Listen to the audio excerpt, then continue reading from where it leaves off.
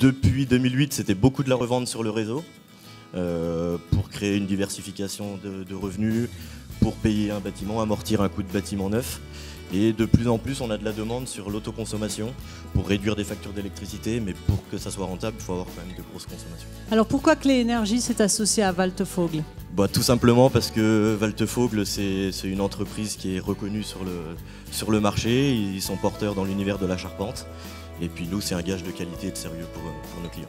On apporte aux agriculteurs l'expertise d'un grand charpentier, avec 5 ingénieurs calculateurs, un bureau d'études de 25 personnes, une production 100% française en Haute-Saône sur un site de 40 000 m². En Côte d'Or, on fait beaucoup de bâtiments 100 kg avec Clé Énergie qui correspond bien aux besoins des agriculteurs en stockage dans la région. Alors quel intérêt économique vous avez eu vous aussi à vous associer à Clé Énergie? Nos clients communs cherchent un projet global et s'associer, avoir un partenaire nous a permis de couper tout ce qui est interface. Les interfaces qui sont source d'erreurs, mais qui sont aussi source de perte de temps pour le client et de perte d'argent pour l'entreprise. Donc nous associer nous a permis d'être plus fiables et plus performants.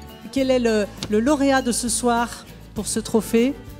C'est l'EURL Pascal Lapré à Mont-Saint-Jean, représenté par Pascal Lapré, gérant. Eh bien aujourd'hui, chez nous, il y a environ une dizaine de personnes qui travaillent à temps complet ou des gens qui sont en complément. Donc ça nous a permis quand même de redynamiser notre village, c'est ce qu'on voulait.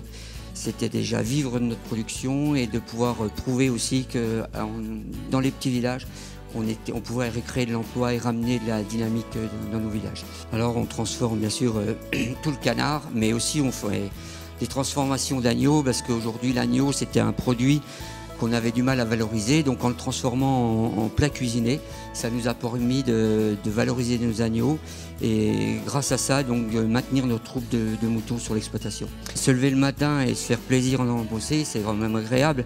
Et puis de dire sur une structure à taille humaine, de pouvoir créer des emplois. Je pense que dans l'avenir, enfin même aujourd'hui, les grosses structures en agriculture devront être conservées, elles se développeront, mais c'est peut-être pas elles qui créeront de l'emploi dans nos villages. Justement, en créant des niches, comme on a eu la chance de pouvoir créer cette niche, là on pourra recréer de l'emploi et ramener du monde dans nos villages, rouvrir des écoles et faire vivre du monde, comme disait tout à l'heure M. Barbier. Aujourd'hui, sur notre exploitation, donc, j'ai laissé quelques hectares pour installer une chèvrière. Et aujourd'hui, j'ai débloqué encore 1,5 hectare de ma PAC pour installer une maraîchère sur notre village. Et aujourd'hui, je pense qu'il y a des grosses structures agricoles aujourd'hui qui disent qu'il n'y a plus de jeunes qui s'installent, mais si elles pouvaient quelquefois laisser un petit morceau de leur ferme pour installer un jeune, peut-être qu'on pourrait rouvrir certaines écoles, une épicerie et ramener du monde dans les villages.